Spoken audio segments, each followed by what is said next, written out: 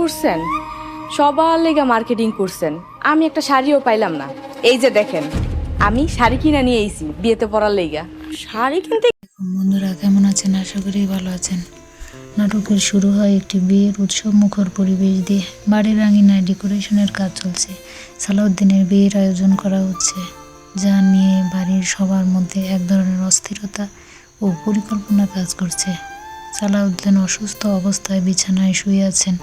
শাহানা তার জন্য খাবার নিয়ে আসে, কিন্তু সালাউদ্দিন খেতে অস্বীকার করেন। তার মূল কষ্ট হলো রমজান মাসে অসুস্থতার কারণে সে রোজা রাখতে পারছে না। তিনি ছোটবেলা থেকেই রোজা রাখেন, কিন্তু এবার অসুস্থতার কারণে 3টি রোজা ভেঙে ফেলেছে।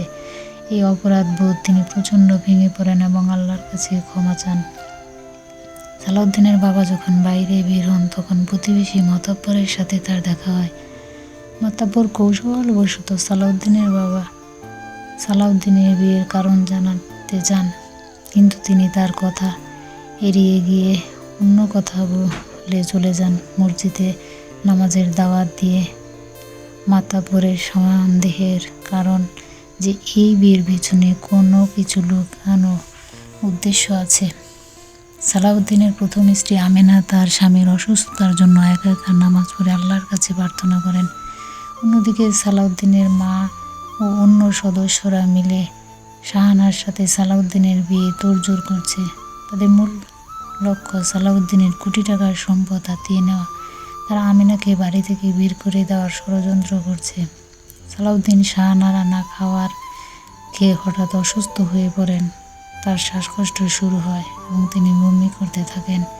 এই সুযোগে সালাউদ্দিনের মা শাহানাকে দোষারোপ করতে শুরু করেন, যাতে আমিনার উপর থেকে সবার নজর সরে যায়।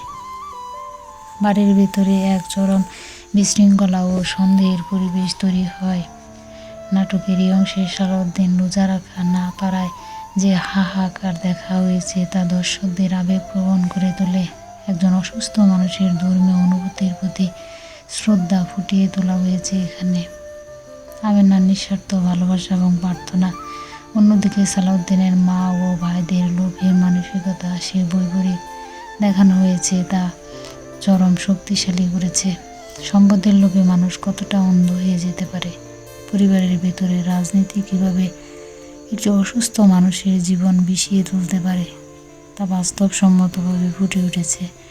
7 মিনিটের নাটকটি একটি জটিল পারিবারিক ষড়যন্ত্র আভাস দেয়। একদিকে সততা, ভালোবাসা, অন্যদিকে লোভ ও প্রতারণা, দুইয়ের লড়াই নাটকটি সামনের দিকে এগিয়ে যাচ্ছে। ভিডিওটি কেমন লেগেছে কমেন্টে আপনার মতামত জানাবেন। চ্যানেলে নতুন হয়ে থাকলে অবশ্যই চ্যানেলটি সাবস্ক্রাইব করে দিয়ে আমাদের পাশে থাকবেন। ভিডিওটি ভালো লাগলে বন্ধুদের মাঝে শেয়ার করবেন। আজ এই পর্যন্তই। পরবর্তী নতুন কোনো আপডেট রিভিউ নিয়ে আপনাদের সামনে হাজির হব। সেই পর্যন্ত আপনারা ভালো থাকুন, সুস্থ থাকুন। আল্লাহ হাফেজ।